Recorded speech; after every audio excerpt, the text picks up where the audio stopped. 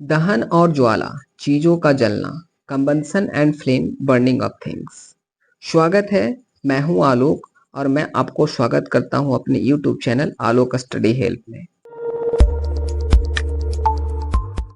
दहन क्या होता है? Combustion, what is combustion? तो वह रासायनिक प्रक्रम जिसमें कोई पदार्थ ऑक्सीजन से अभिक्रिया कर ऊष्मा एवं प्रकाश प्रदान करता है, दहन कहलाता है। दहनशीलता के आधार पर पदार्थ के प्रकार। तो दहनशीलता के आधार पर पदार्थ के दो प्रकार हैं। पहला, दाह्य पदार्थ, वह पदार्थ जो जलकर ऊष्मा और प्रकाश देते हैं उन्हें दाह्य पदार्थ कहते हैं, या वैसा पदार्थ जिसे जलाया जा सके दाह्य पदार्थ कहलाता है। जैसे कागज, लकड़ी, माचिस की तीली इत्यादि, ये सारे दाह्य पदार्थ हैं। अदाह्य पदार्थ, तो जो पदार्थ जलकर ऊष्मा और प्रकाश नहीं देते हैं उन्हें अदाह्य पदार्थ कहते हैं, या वैसा पदार्थ जिसे जलाया नहीं जा सके उसे अदाह्य पदार्थ कहते हैं।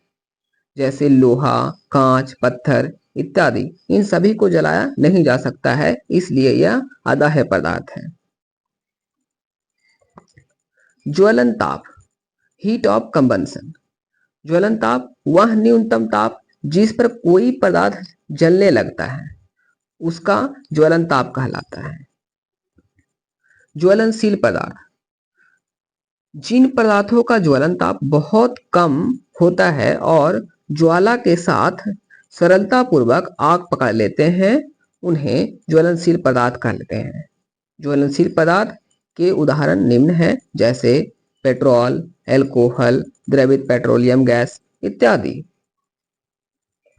दोस्तों, अगर आपने अभी तक मेरे चैनल को सब्सक्राइब नहीं किया है तो प्लीज मेरे चैनल को सब्सक्राइब कर लें ताकि इस तरह का वीडियो आपको मिलता रहे। माचिस की कहानी, स्टोरी ऑफ मैच बॉक्स।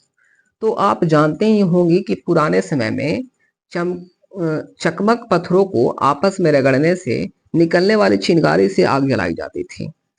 माचिस बनाने का प्रयास सबसे पहले सन 1680 में हुआ।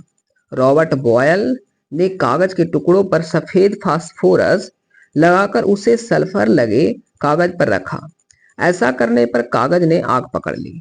सफेद फास्फोरस बहुत ही कम तापमान पर आग पकड़ लेता है, इस कारण से यह बहुत खतरनाक भी होता है। इस तरह से माचिस काफी खतरनाक थी। तो पहला प्रयास ये माचिस का नहीं हो पाया क्योंकि सफेद फास्फोरस बहुत ही खतरनाक होता है और वह कम तापमान पर ही, यानी हवा लगने पर भी वह जलना शुरू हो जाता था। इस वजह से सफेद फास्फोरस का प्रयोग माचिस बनाने में नहीं किया गया। इसके बाद माचिस का जो रूप आज देखते हैं उसके बनने की शुरुआत 1845 में लाल फास्फोरस के बाद हुई।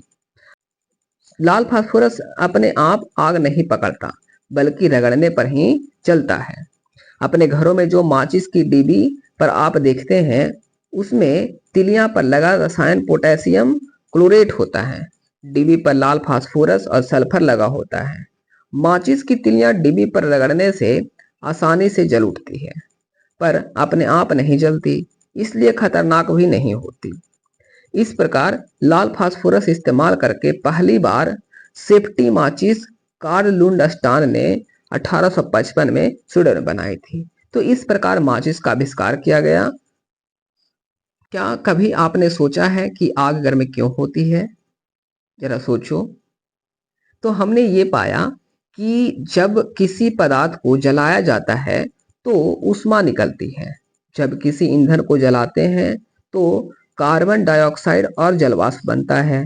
यह एक रासायनिक प्रक्रिया है जिसमें एक नए पदार्थ का निर्माण होता है और यह नया पदार्थ काफी अस्थायी होता है तथा इस प्रक्रिया में काफी मात्रा में ऊर्जा निकलती है जिसका ऊष्मीय मान बहुत ज्यादा होता है, अतः आग गर्म हो जाती है। क्या आपके निकटस्थ शहर या नगर में फायर ब्रिगेड स्टेशन है? फायर ब्रिगेड साधारणतया वह आग पर जल डालती है। जल ज्वलनशील पदार्थ को ठंडा करता है। ऐसा करने से आग का फैलाव बंद हो जाता है। इस प्रक्रिया में जो जलवाष्प बनती है वह बाहरी वायु की आपूर्ति बंद कर देती है और आग बुझ जाती है। तो इस प्रकार फायर ब्रिगेड आग पर काबू पाता है। क्या आपके निकटस्थ शहर या नगर में फायर ब्रिगेड स्टेशन है? और इसमें यह है कि आग के फैलाव को रोकने के लिए 3 में से निम्न को कम करना होगा। मतलब अगर कोई आग लग गई है कहीं पे, तो उस आग को कम करने के लिए हमको क्या-क्या हमको हटाना पड़ेगा ताकि आग बंद हो जाए। तो सबसे पहले उसमें से होता है कि दाह्य पदार्थ को हटा देना चाहिए, तभी आग बुझ जाएगा। या फिर ऑक्सीजन की आपूर्ति बंद कर देंगे तब भी आग बुझ जाएगी। या उसके तापमान को और बढ़ा देंगे, जिससे क्या होगा कि वो आग बुझ जाएगा।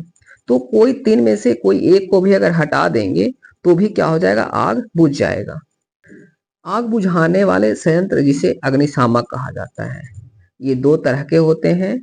एक जिसमें कार्बन डाइऑक्साइड गैस उच्च दाब पर भरा होता है और दूसरा जिसमें कांच के एक शीशी में अम्ल और जिस पात्र में कांच का बोतल रखा होता है उसमें सोडियम बाइकार्बोनेट का विलयन रखा होता है। आग बुझाने की प्रक्रिया में जब कांच की बोतल का मुंह तोड़ा जाता है तो वह अम्ल सोडियम बाइकार्बोनेट से प्रतिक्रिया कर कार्बन डाइऑक्साइड बनाता है, जो आग का हवा से संपर्क तोड़ देता है, जिससे आग बुझ जाती है। अब सरकारी आदेश के अनुसार कार्यालय, संस्थान या मल्टी स्टोरेज बिल्डिंग में इन्हें रखना अति आवश्यक है। कुछ सावधानियों पर भी ध्यान देना आवश्यक है, जैसे जहां बिजली से आग लगी हो वहां पानी का उपयोग नहीं किया जाए।